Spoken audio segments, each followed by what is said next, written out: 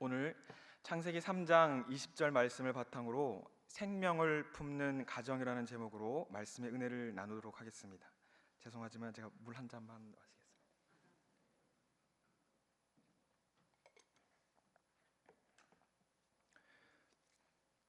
어느덧 봄의 시작을 알리는 입춘이 지났습니다. 올해는 2월 4일이 입춘이었습니다. 새해 2월도 벌써 절반이 지나갔습니다. 시간이 참 빠릅니다. 입춘을 생각하니 벌써부터 만개하는 벚꽃이 기대가 됩니다. 올해 벚꽃 개화 시기는 수도권을 기준으로 4월 6일에서 4월 14일이라고 합니다. 입춘이 지나고 이제 막 봄이 시작되어서 아직 티가 나지 않지만 새로운 생명의 발화가 추위에 얼어붙은 땅을 일깨우고 있습니다. 하나님께서 창조하신 자연의 아름다움이 만개하는 봄날에 초록의 나뭇잎과 꽃들을 보고 있노라면 하나님께서 태초에 피조세계를 창조하시던 때를 상상하게 됩니다. 새롭게 맞이하는 이 봄에 자연을 바라보며 하나님의 창조의 손길을 떠올리는 여유가 여러분들의 삶 가운데 있기를 축복합니다. 우리 주변에는 자연을 누구보다 주의 깊게 관찰하는 사람들이 있습니다. 큰 오색 딱따구리의 육아일기라는 책이 있습니다. 저자는 관련 전문가가 아닌데도 불구하고 50일 동안 하루 동안 하루도 쉬지 않고 컴컴한 새벽부터 어두운 밤까지 이 큰 오색 딱따구리의 번식 활동을 관찰합니다. 여러분, 딱따구리는 잘 아시듯이 나무에 구멍을 파서 둥지를 내는 동물입니다. 큰 오색 딱따구리는 둥지를 지을 때 아침에 암컷이 먼저 시작하고 수컷이 마무리를 합니다. 서로 함께 협력하여 둥지를 짓습니다. 새들은 보통 나뭇가지로 집을 지어서 비가 오면 배수가 잘 됩니다. 구멍이 송송송 뚫려 있기 때문입니다. 그래서 비가 오면 새끼만 잘 감싸 안고 있으면 됩니다. 하지만 나무에 구멍을 내어 지어진 딱따구리의 둥지에 비가 들이닥치면 배수가 되지 않는 문제가 생깁니다. 그래서 딱따구리들은 집을 지을 때 주로 불어오는 바람의 방향 등을 고려하여서 비가 들이닥치지 않도록 완벽하게 집을 짓습니다. 우리가 때때로 우리의 친한 친구들을 약 올리고 놀릴 때 새의 머리에 빗대어서 놀리는 말을 하지만 누구도 가르쳐주지 않았는데 이렇게 완벽한 집을 짓는 딱따구리를 보고 있노라면 하나님께서 그들 안에 심어두신 자연에 고귀한 섭리가 있음을 깨닫습니다. 잘 지어진 둥지에 암컷이 알을 낳으면 수컷이 암컷과 교대로 알을 품습니다. 놀라운 사실은 큰 오색 딱따구리의 경우에는 수컷이 밤을 새며 알을 품고 알을 품는 시간이 암컷에 비해서 3배나 더 길다고 합니다. 아침이 밝아오면 암컷이 날아와서 교대를 합니다. 혹시나 둥지 주변에 까치 같은 다른 새들이 있으면 나무에 둥지가 없는 듯 딴청을 피우다가 그 새들이 떠나가면 그때야 다시금 둥지로 돌아온다고 합니다. 시간이 흘러 새끼가 알을 까고 나오면 이제 부모들은 새끼들을 먹이기 위해서 헌신합니다. 각자의 먹이 활동 시간을 가짐과 함께 서로가 교대로 둥지를 드나들면서 새끼들에게 딱정벌레, 애벌레 등 갖가지 먹이를 가져다 줍니다. 큰 오색 딱따구리가 새끼들에게 먹이를 주는 모습을 관찰하고 있노라면 우리는 또한 아름다운 모습을 발견합니다. 다른 새들에게서는 쉽사리 발견할 수 없는 형제애를 북돋는 모습을 큰 오색 딱따구리는 보여주기 때문입니다. 보통의 새들은 약육강식의 세상 법칙을 따라서 더 잘 살아남을 것이라고 판단되는 먹이 구애를 잘하는 건강한 새끼에게만 먹이를 주로 준다고 합니다.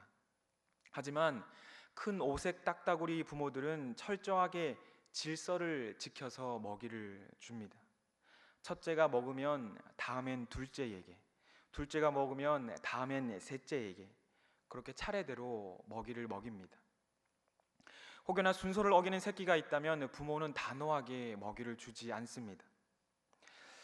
돌봄과 사랑으로 이 새끼들이 성체가 되어 둥지를 떠날 때가 되면 부모 새는 더 이상 먹이를 쉽게 주지 않고 새끼들이 둥지 밖으로 나와서 먹이를 뺏어 먹게 만듭니다. 이를 통해 독립심을 키우고 때가 되면 부모 새는 성체가 된 자녀들을 유도하여서 둥지를 떠나 보냅니다. 여러분, 피조 세계의 많은 영역 가운데 아주 작은 부분을 차지하는 한 생명에 불과하지만 큰 오색 딱따구리 가족은 생명을 품는 가정의 소중함을 우리에게 일깨워 줍니다. 우리의 시선을 주변으로 돌려서 하나님께서 우리 삶에 허락하신 자연을 관찰할 수 있는 여유를 가지시기를 기도합니다. 우리네 삶은 여유도 용기를 내어야만 가질 수 있는 시대가 되었습니다. 현대인들은 참 바쁜 일상을 살아갑니다.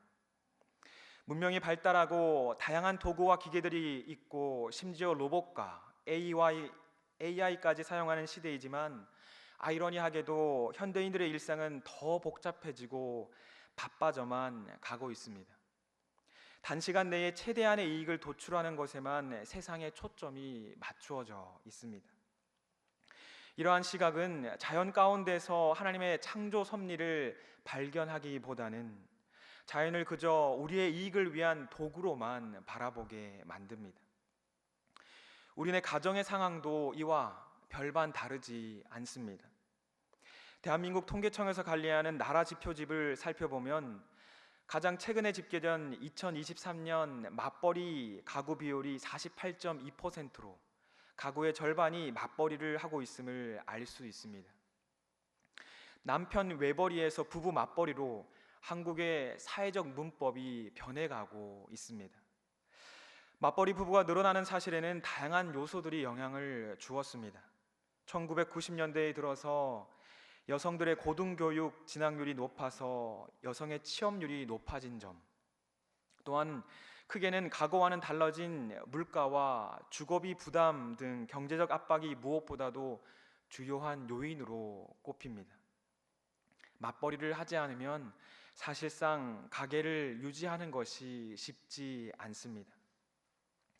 이러한 환경 가운데에서 우리의 가정이 생명을 이어가는, 생명을 품는 역할을 하기란 참 쉽지 않습니다. 우리나라의 저조한 출산율이 이러한 현실을 잘 알려줍니다.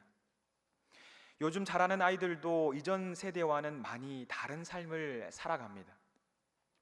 이전에는 학교를 마치고 집에 오면 나를 따뜻하게 반기고 맞아주는 어머니가 계셨지만 이제는 곧장 방과 후 학교를 가거나 학원을 가야 하고 학원 선생님의 손에 아이들이 맡겨집니다. 청소년, 청년의 삶도 이전과는 사뭇 다릅니다. 이전에는 저녁 시간이 되면 어머니가 손수 지어주신 밥을 따뜻하게 먹을 수 있었지만 이제는 전자레인지가 어머니의 역할을 대신합니다.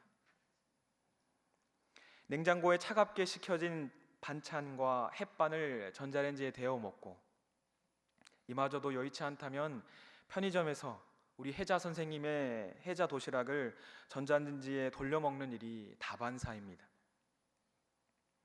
또한 자녀의 수가 여럿이면 큰 오색 딱따구리들의 형제들 같이 먹이를 받아 먹는 차례를 기다리며 형제애를 기를 수 있지만 외동으로 부모의 사랑을 받아 자란 아이는 형제애와 남을 향한 사랑을, 배려를 키울 기회를 덜 가지게 됩니다.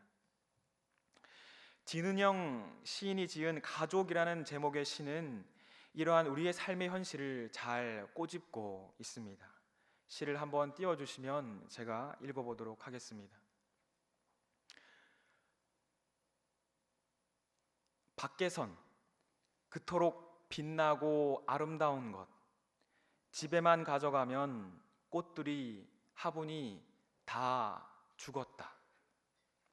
시의 내용만 보면 일상의 한 단면을 적어 놓은 듯 하지만 가족이라는 이 시의 제목을 생각하면 시인이 무엇을 비유적으로 꼬집고 있는지 깨닫게 됩니다.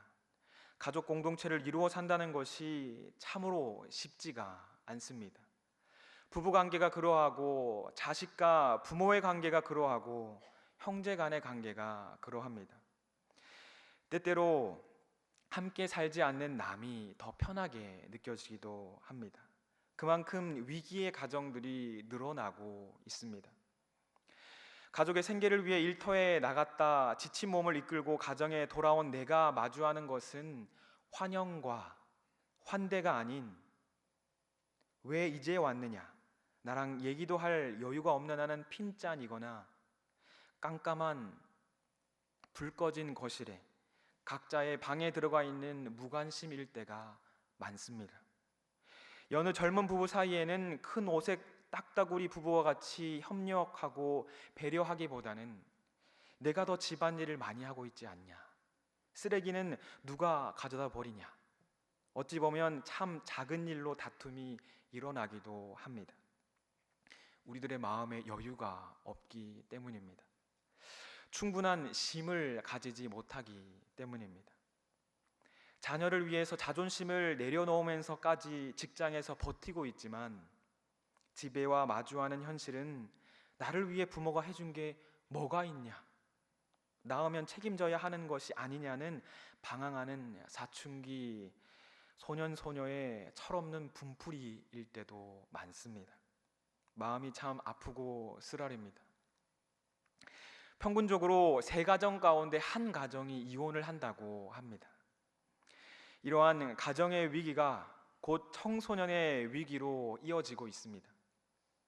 가정이라는 둥지에서 조건 없는 사랑과 돌봄을 통해서 내가 온전히 받아들여지는 수용의 경험이 있어야지만 앞으로 펼쳐질 고단한 인생을 살아갈 힘과 용기를 얻을 수 있을 것인데, 언제든지 돌아와서 기대어 쉴 수 있는 둥지를 너무나 쉽게 너무나 일찍부터 잃어가는 이들이 많은 것 같아 참 마음이 아픕니다. 가정의 위기가 곧 다음 세대의 위기로 이어지고 있는 요즘, 우리는 두 손을 모아서 함께 기도해야 합니다. 각각 가정마다 부부가 서로의 두 손을 맞잡고 기도해야 합니다. 부모와 자녀가 서로를 위해서 끌어안고 기도해야 합니다. 서로에 대한 관심과 사랑만이 가정을 살립니다. 여러분, 오늘 함께 마주대하고 앉아서 하나님의 뜻을 구하며 성경에서 가정 문제에 대한 해답을 찾아야 할 때입니다.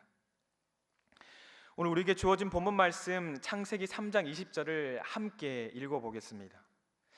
아담이 그의 아내의 이름을 하와라 불렀으니 그는 모든 산자의 어머니가 됨이더라.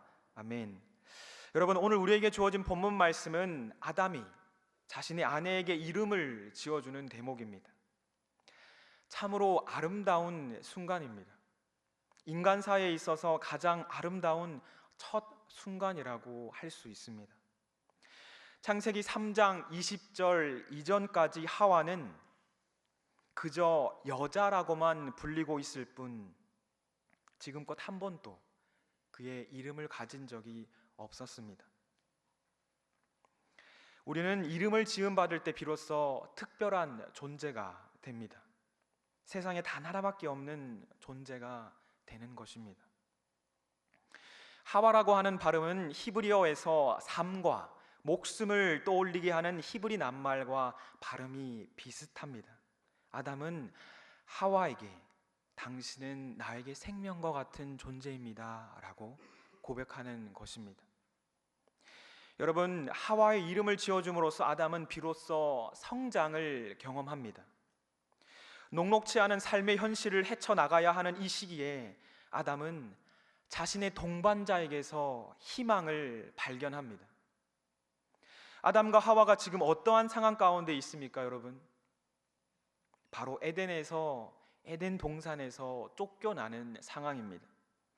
아담과 하와는 하나님께서 먹지 말라고 한 선악과를 먹었습니다.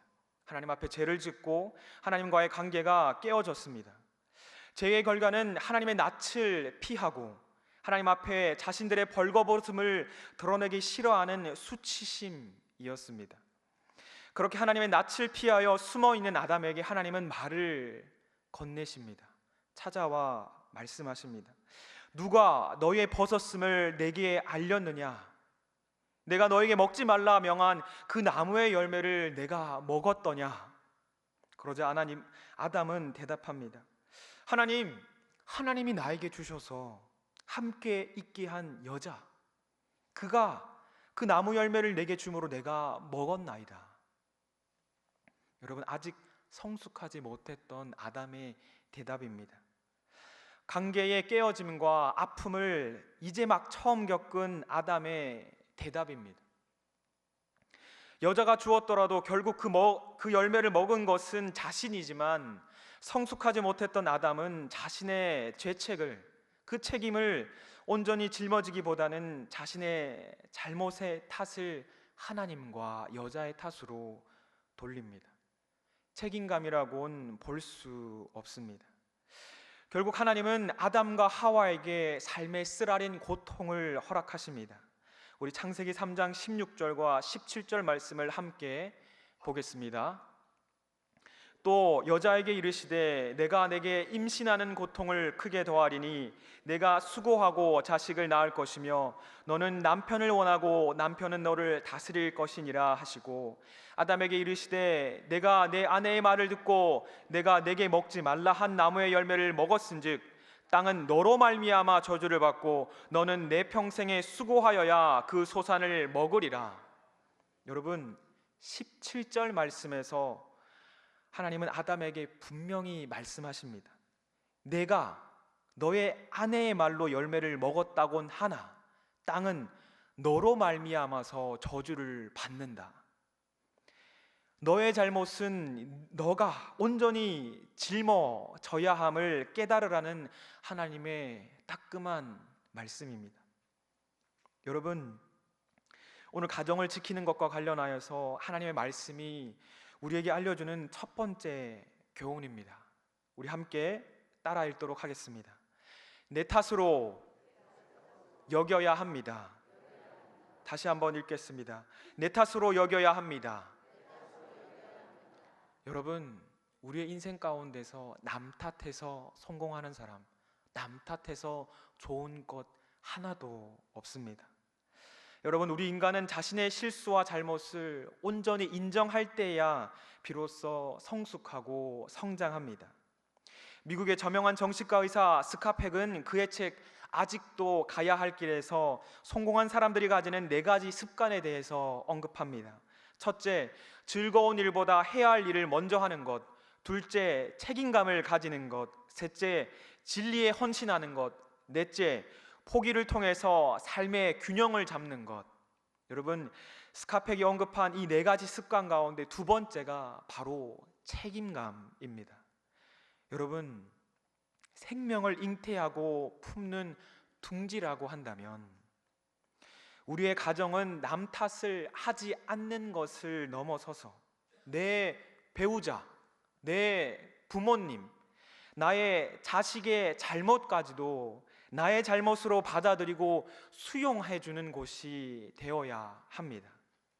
서로를 탓하기보다 서로를 감싸 안아줄 때 우리의 가정은 비가 와도 물이 차지 않는 든든한 둥지가 될 것입니다. 여러분, 다시 오늘 우리의 본문 말씀으로 돌아가 보도록 하겠습니다. 하나님께 훈계를 받고 혼이 나는 아담과 하와이지만 여러분, 태초의 아담, 우리의 이 조상, 이 믿음의 조상은 참 머리가 똑똑했습니다. 아담은 실수를 반복하지 않습니다. 태초의 인간 아담은 하나님께서 자신의 거룩한 창조 행위에 함께 하자고 초대받았던 최초의 사람입니다. 창세기 2장 19절을 함께 보겠습니다. 여호와 하나님이 흙으로 각종 들짐승과 공중의 각종 새를 지으시고 아담이 무엇이라고 부르나 보시려고 그것들을 그에게로 이끌어 가시니 아담이 각 생물을 부르는 것이 곧 그의 이름이 되었더라. 아멘. 여러분, 하나님은 아담에게 각종 동물들을 그에게로 데려와서 아담아, 이것들의 이름을 좀 지어봐 라고 말씀하셨습니다. 여러분, 세상 가운데 동물들이 얼마나 많습니까? 그 하나하나의 이름을 짓기 위해선 기억력이 상당해야 했을 것입니다. 다른 동물들에게 같은 이름을 지어줄 수는 없지 않겠습니까? 한번 지어준 이름을 기억해야만 했을 것이기 때문에 아담은 머리가 아주 똑똑했습니다. 하나님께 이러한 총명함을 허락받은 아담은 에덴에서 떠난 삶의 첫 출발에 앞서서 하나님께서 자신에게 허락하셨던 이 첫 번째 일을 기억해냅니다. 하나님께서 나에게 세상의 모든 동물들을 데려다 두고 나에게 이름을 짓게 하셨었지. 그때 내가 깨달은 것은 바로 이 동물들 하나하나가 나에게 참으로 소중한 존재이며 이들을 잘 관리하여서 생육하고 번성하게 해야 한다는 것이었지. 아담은 하나님과의 이 소중한 에덴 동산에서의 추억을 떠올립니다. 그렇게 아담은 여러분 새로운 시작에 앞에서, 새로운 출발에 앞서서 자신의 곁에서 함께 추방당하는 동반자, 그의 아내에게, 지금껏 이름 없이 지내온 그 여인에게 이름을 지어줍니다. 우리 창세기 3장 20절을 다시 한번 읽어보겠습니다. 아담이 그의 아내 이름을 하와라 불렀으니 그는 모든 산자의 어머니가 됨이더라. 여러분, 앞서 말씀드렸듯이 하와라고 하는 발음은 히브리어에서 삶과 목숨을 떠올리게 하는 히브리 낱말과 발음이 비슷합니다. 아담은 머리가 똑똑했습니다. 다시 말해서 아담은 하와에게 다음과 같이 고백하는 것입니다. 앞으로 당신을 하와, 생명이라고 부르겠소. 여러분, 정말 아름다운 장면이지 않습니까? 남 탓하며 어리석하기만 했던 아담의 인격이 성숙과 성장을 이루는 놀라운 장면입니다. 여러분, 오늘 가정을 지키는 것과 관련하여 하나님의 말씀이 우리에게 알려주는 두 번째 교훈입니다. 함께 따라서 읽겠습니다. 서로를 용서하고 포용하는 고백을 해야 합니다. 다시 한번 따라 읽겠습니다. 서로를 용서하고 포용하는 고백을 해야 합니다. 여러분, 내가 앞으로 당신을 하와라고 부르겠소. 그대는 나의 생명이요. 이 고백에는 하와를 향한 아담의 용서와 포용, 받아들임이 담겨 있습니다. 내가 더 이상은 당신을 탓하지 않겠습니다. 앞으로 우리가 마주하는 삶을 함께 헤쳐나갈 나의 소중한 동반자요, 나의 생명과 같은 존재로 당신을 여기겠습니다 하는 다짐과 고백이 이 말에 담겨 있습니다. 여러분, 지금 이 자리에 부부가 함께 앉아 있는 분들이 계십니까? 그렇다면 지금 우리 남편분들께서 아내에게 한번 고백해 보시기 바랍니다. 내가 더 이상 우리 가정의 문제를 당신 탓으로 돌리지 않겠습니다. 한번 해보시기 바랍니다. 잘하셨습니다. 한 번 더 고백하겠습니다. 남편분들이 한 번 더 아내에게 고백하는 것입니다. 내가 앞으로 당신을 하와라고 부르겠습니다. 한 번 더 고백하시기 바랍니다. 그대는 나의 생명입니다. 너무 아름다운 장면입니다. 감사합니다. 우리가 이러한 고백을 어찌 남편이 아내에게만 하겠습니까? 아내가 남편에게도 한번 해봅시다. 내가 더 이상 우리 가정의 문제를 당신 탓으로 돌리지 않겠습니다. 이번에는 우리 여자분들이 남편에게 말씀하시는 것입니다. 우리 한 번 더 고백하겠습니다. 당신은 하나님께서 내 삶에 허락하신 고귀한 선물입니다.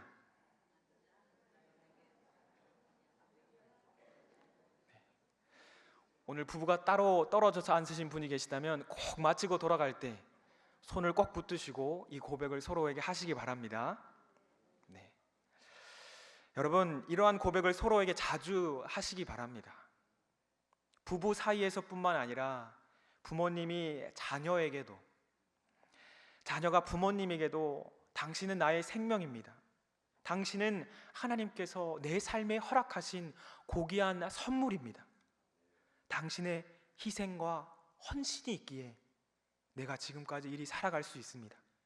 이렇게 서로를 용서하고 포용하고 받아들이는 이 고백이 우리의 가정을 다시금 살릴 것입니다.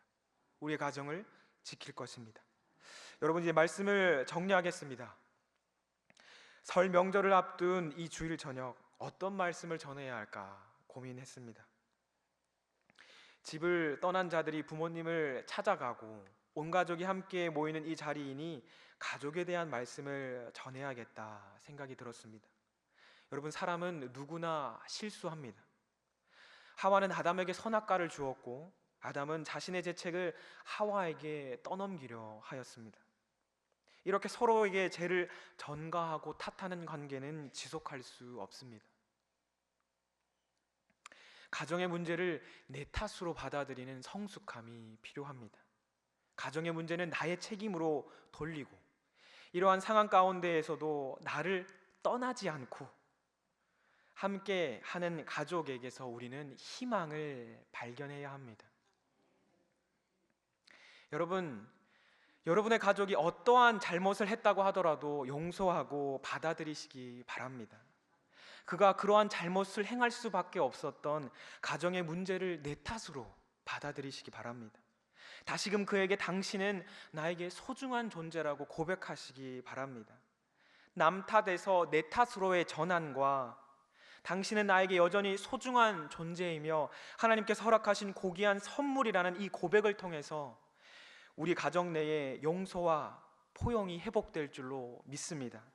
그러할 때 우리의 가정은 다시금 회복을 경험할 것입니다. 여러분, 우리의 가정이 생명을 품는 가정, 생명을 낳고 품는 둥지가 되려면 서로를 온전히 품어주며 서로에게 받아들임을 경험하는 장소가 꼭 되어야 합니다. 고단한 인생을 살아가기에 앞서서 내가 온전히 받아들여짐을 경험한 사람은 그 기억을 평생 가지고 살아가기 때문입니다. 그렇게 그는 또한 남을 품어주는 자로 자라갑니다. 여러분, 기독교 영성가로 잘 알려진 헨리 나우엔이 있습니다. 헨리 나우엔은 세계적인 심리학자요 기독교 영성가로서 미국 예일대학교와 하버드대학교에서 교수로 재직합니다. 그가 하버드대학교에서 교수로 재직하고 있을 때 중증 장애인들과 함께 공동체를 이루며 살아가는 새벽의 집이라는 공동체에서 연락이 옵니다. 초청을 합니다. 그는 이를 하나님의 뜻으로 받아들입니다. 하버드 대학 교수라는 명예로운 직임을 내려놓고 새벽의 집 공동체에 들어간 이 헨리 나우엔에게 맡겨진 역할은 아담이라고 불리는 스스로는 말을 할 수도 없고 옷을 입을 수도 없고 목욕도 할 수 없는 이 중증 장애를 가진 한 청년을 하루 종일 같이 있으면서 돌보는 일이었습니다. 헨리 나우엔은 장장 9년이라는 시간을 이 한 사람을 돌보며 살아갑니다. 이 9년 동안 그는 고백하기를 내가 세상을 바라보는 눈이 완전히 바뀌었다고 고백합니다. 아담을 돌보며 경험하고 깨달은 것들을 자신의 인격 속에서 담아낸 것입니다. 이렇게 9년이라는 시간이 지났을 무렵 새벽의 집은 헨리 나우엔에게 안식년을 줍니다. 그는 그 안식년 동안 자신의 가족들과 친구들을 방문했는데 이 기간 동안의 일들을 그는 일기로 기록을 합니다. 나중에 이 일기는 헨리 나우엔의 마지막 일기라는 책으로 출판됩니다. 헨리 나우엔도 나이가 이제는 지긋했기 때문입니다. 이 일기에서 그는 아버지와의 만남을 회고합니다. 본인은 아버지하고 참 갈등이 많았다고 고백합니다. 아버지의 말투가 마음이 안 들었고 아버지와 함께 있으면 참 많이 불편했는데 어느 날 아버지와 함께 여행을 갔는데 아버지와 함께 하는 이 여행이 하나도 불편하지 않았다고 합니다. 그래서 그가 왜일까 생각해 보았는데 그가 깨달은 것이 아버지도 나도 이제 늙었구나, 나이가 들었구나 하고 깨달았다고 합니다. 그에게 이 나이가 들었다고 하는 의미가 무엇이냐면 나이가 들며 어느 정도 성숙을 이루고 나니 서로를 내 뜻대로 나한테 맞춰서 고치려고 하는 그 태도가 사라졌더라는 것입니다. 더 이상 서로가 서로를 고치려고 하는 태도를 갖지 않게 되자 그 관계가 편해졌다고 합니다. 여러분, 하나님께서 내게 허락해 주신 고귀한 선물, 그 가족을 있는 모습 그대로 포용하고 수용하고 인정해 주시기 바랍니다. 관계의 회복의 첫걸음입니다.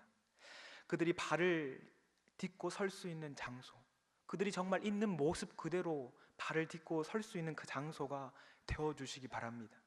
그들이 언제든 돌아와서 쉴 수 있는 보금자리가 되어주시기 바랍니다. 그렇게 우리가 생명을 품는 둥지, 가정이 되시기를 축복합니다. 우리 이 시간 서로를 축복하는 시간을 가짐으로써 설교를 마치고자 합니다. 우리 아주 먼 옛날이라는 우리 찬양을 우리 서로를 향해서 우리 부르신 후에 오늘 통성으로 기도하시고 오늘 이 설교를 마치도록 하겠습니다.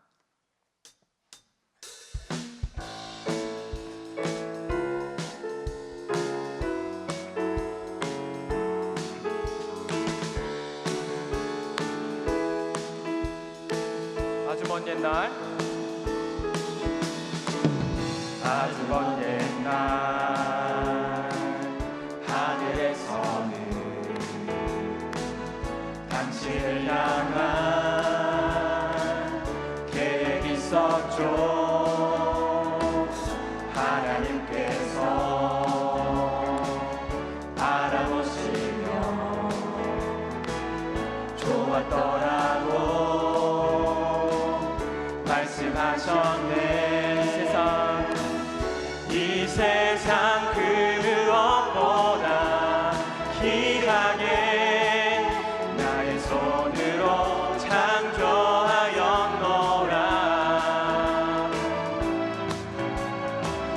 내가 너로 인하여 기뻐하노라. 내가 너를 사랑하노라. 사랑해요.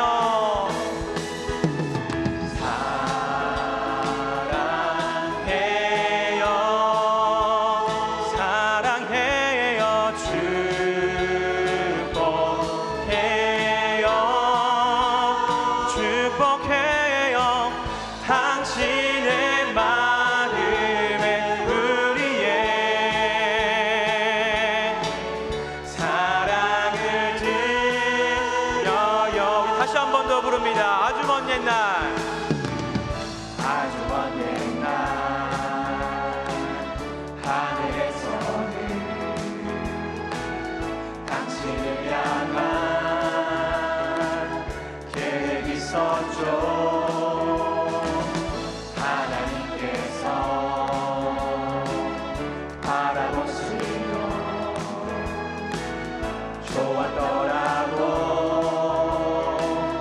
말씀하셨네. 이 세상 그 무엇보다 귀하게 나의 손으로 창조하였노라. 내가 너로 인하여 기뻐하노라. 내가 너를 사랑하노라. 사랑해요. 사랑해요.